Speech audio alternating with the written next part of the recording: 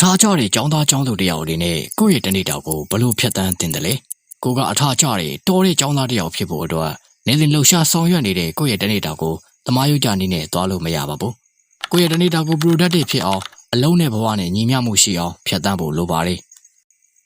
ကိုခန္ဓာကိုယ်ကျန်းမာအောင်လဲလေ့ကျင့်ခန်းတွေလုပ်ဖို့လိုပြီးတော့အစားအသောက်နေထိုင်မှုကအစစနစ်တကျပြင်ဆင်ရမှာပါ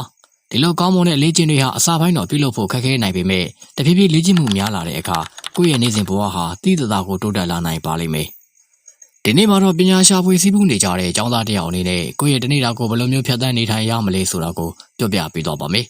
အစဉ်ဖြစ်တဲ့ဆိုရင်တော့ကျွန်တော်တို့ရဲ့ဗီဒီယိုလေးကိုစလိုက်ကြရအောင်ပါပထမဆုံးအနေနဲ့နေစဉ်ဘဝကလုပ်ငန်းဆောင်တာတွေဟာဘယ်လောက်အထိအရေးပါတယ်လဲဆိုတာကိုအရင်ဆုံးလေ့လာကြည့်ရပါမယ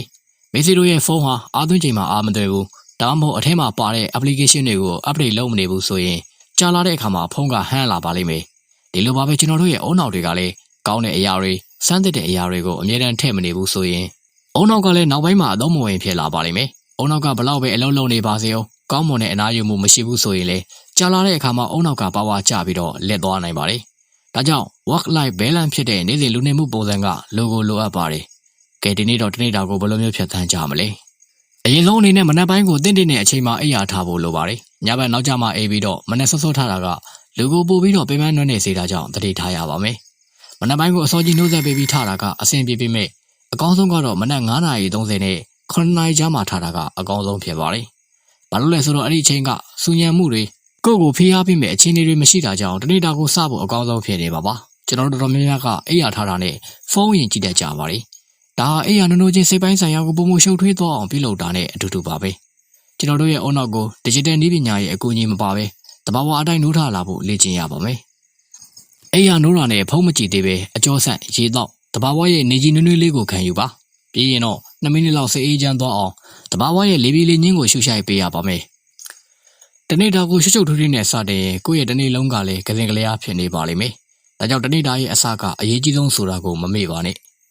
ပြီးသွားရင်တော့ကိုလက်လှူရှားမှုတစ်ခုခုကိုပြုလုပ်ပေးရမှာဖြစ်ပါတယ်ဒီနေရာမှာကိုလက်လှူရှားဆိုလို့မနက်6 နာရီထားပြီးတော့ကျင်းသွားတာကိုဆိုလိုတာမဟုတ်ပါဘူးလမ်းလေးနည်းနည်းလျှောက်ဒိုင်လေးထိုးအကျော်ဆန့်ယောဂလေ့ကျင့်ခန်းဘာညာလုပ်တာကိုဆိုလိုတာပါ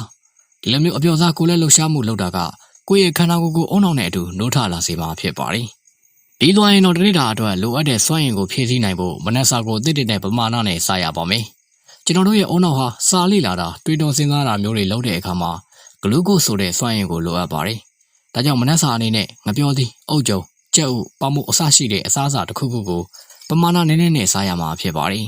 ။အဲ့ဒါပြီးတဲ့အခါမှာ social media တွေကိုတောင်းစေရင်မရရှောက်ပေါ်နေမယ်အစားတခြားတော့တာစာလေးလာတာတွေကိုလုံးတင်ပါတယ်။မနက်ပိုင်းမှာစာပေတွေကိုတနာရီလေးလာတာကညဘက်စာ2 နာရီလောက်တာနဲ့ညီမျှပါတယ်။ဒါကြောင့်မနက်ပိုင်းမှာခက်ခဲတဲ့ပုံစာတွေကုတ်တင်တွေကိုမိနစ်90ပြည့်ပြည့်ထန်ထန်တွက်ချက်ပြီးတော့10မိနစ်နားတာမျိုးကိုလုံးတင်ပါတယ်အနားယူတဲ့အချိန်မှာလည်းဖုံးကြည့်တာမျိုးကိုမလုပ်ဘဲတဘာဝနီးလန့်အရာအနားယူတာမျိုးကိုလုပ်ရမှာဖြစ်ပါတယ်။ဒါကတော့မနက်ပိုင်းအတွက်နေ့စဉ်လုပ်ရမယ့်အလုပ်တွေဖြစ်ပါတယ်။နေ့လယ်ပိုင်းကိုရောက်ပြီဆိုရင်တော့မိတ်ဆွေရအကြောင်းမှာဒါမှမဟုတ်သင်တန်းတစ်ခုခုမှရောက်ရှိနေလောက်ပါပြီ။စာသင်တဲ့နေရာမှာတခြားလူတွေလိုရိုးရိုးသင်ယူတာထက်ကိုယ်ပိုင်နီးလန့်နဲ့နှုတ်ထုတ်တာဒါမှမဟုတ်စာအုပ်ထဲမှာချက်တွတ်တာမျိုးကိုပြုလုပ်ရမှာဖြစ်ပါတယ်။တန်းပြီးသွားတဲ့အခါကျရင်တော့2 မိနစ်3 မိနစ်လောက်ကိုမှတ်ထားတဲ့အရာတွေကိုအလွတ်ချရတာမျိုးပါဇက်ကရွတ်တာမျိုးတွေကိုပြုလုပ်သင့်ပါတယ်။နေ့လယ်ပိုင်းထမင်းစားတဲ့အခါမှာလည်းတချို့သောကျောင်းသားတွေက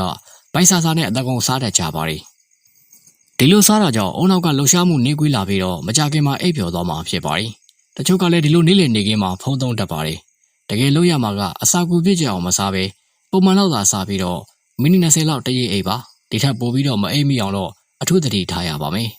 ။နေ့လယ်နေခင်းပိုင်းမှာစားရီကြက်မှတ်တာထက်စားရင်တင်ချာတွေတွက်တာဗဟေလိတွေကိုဆက်တာကပိုပြီးတော့ကိုယ့်ရဲ့အချိန်ကိုအသုံးချရရောက်ပါတယ်။ကျောင်းဆင်းတဲ့အချိန်မှာတော့ကိုယ့်ရဲ့ခန္ဓာကိုယ်ကအတော်လေးကိုပင်ပန်းနွမ်းနေပါပြီ။ဒီလိုညနေပိုင်းအချိန်ကိုရောက်ရင်တော့စိတ်ပြေလက်ပြောင်အနေနဲ့ဘောလုံးကန်တာဘတ်စကတ်ဘောကစားတာမျိုးတွေကိုလုပ်လို့ရပါတယ်။အားကစားလုပ်တာကခန္ဓာကိုယ်ကြက်ခိုင်တမ်းမာစေဖို့အတွက်ပဲမဟုတ်ပါဘူး။ကိုယ့်ရဲ့မှတ်ဉာဏ်တွေကိုပို့ပြီးတော့ထက်မြက်လာစေဖို့အထိပါစွမ်းဆောင်နိုင်ပါတယ်။ပြီးသွားရင်တော့ကိုယ်ဝါသနာပါတဲ့စာရေးတာသချင်းဆိုတာဂီတာထိတာမျိုးတွေကိုလုပ်ရပါမယ်။တနေ့တာပင်ပန်းနွမ်းနေသမျှကိုဝါသနာပါရအလုပ်လေးတွေလုပ်ပြီးတော့ဖြေပြောက်တာကအကောင်းဆုံးသောအပန်းဖြေမှုပါပဲပြီးတော့တဲ့အခါကျရင်တော့ရေမိုးချိုးစားတော့ပြီးရင်ကျောင်းမှာတင်လာတဲ့စာတွေကိုပြန်ပြီးတော့လေ့လာရပါမယ်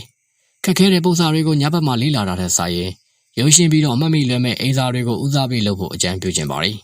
်အဲ့ဒါတွေပြီးသွားရင်တော့ မနှက်ပြန်တော့ဘာတွေလို့ရမလဲဆိုတာကိုအစီအစဉ်အလိုက်စာရွက်ပေါ်မှာချရေးထားပါနှစ်ဖက်မှဘယ်စာတွေကိုလေ့လာမှလဲဘယ်သင်ခန်းစာကိုပြီးအောင်လုပ်မှလဲဆိုတာကိုစဉ်းစားထားရပါမယ်ဒါတွေကိုသေချာပေါက်ပြီးအောင်လုပ်ဖို့လဲဆုံးဖြတ်ထားဖို့လိုပါတယ်အားလုံးပြီးသွားတဲ့အခါကျရင်တော့အိယာဝင်ကနေမိနစ်30မတိုင်မီမှာဖုန်းမသုံးဖို့အကြံပေးပေးရစီဘာလို့လဲဆိုတော့ဖုန်းကထွက်လာတဲ့ blue light ကကိုယ့်ရဲ့အုံနောက်ကိုမုံမှန်အောင်လုပ်နိုင်လို့ဖြစ်ပါတယ်ဒီ blue light ကအုံနောက်ကိုမိုးမချုပ်သေးဘူးမအိတ်နဲ့အုံလို့စေးခိုင်းတတ်တာကြောင့်ကျွန်တော်တို့ကဖုန်းသုံးရင်းညှင်းနေပြီးတော့အိတ်ချိန်မမှန်ဖြစ်သွားတတ်ပါတယ်ပြီးသွားရင်တော့တနေ့ကို9နာရီ10နာရီလောက်အိတ်ချိန်ပြည့်အောင်အိတ်ပေးရပါမယ်ဒီလိုမျိုးနေ့စဉ်လှုပ်ရှားမှုတွေကိုသေချာလေးပြုလုပ်ပေးမယ်ဆိုရင်တော့တလကြာတဲ့အခါမှာမိတ်ဆွေရဲ့ဘဝကတဖြည်းဖြည်းပြောင်းလဲလာမယ်ဆိုတာကိုအာမခံရပါတယ်ဒီနေ့ဗီဒီယိုလေးကမိတ်ဆွေတို့အတွက်ကြိုးစုံတရားဖြစ်ထုံးမယ်ဆိုရင်တော့ကျွန်တော်တို့ရဲ့နေလေးအနာလေးမှန် channel လေးကိုလည်း like and subscribe လေးပြုလုပ်ပေးတော့ဖို့မမေ့ပါနဲ့အားလုံးပဲပညာပြေဝနှလုံးလာတဲ့ចောင်းသားလူငယ်များဖြစ်နိုင်ကြပါစေ။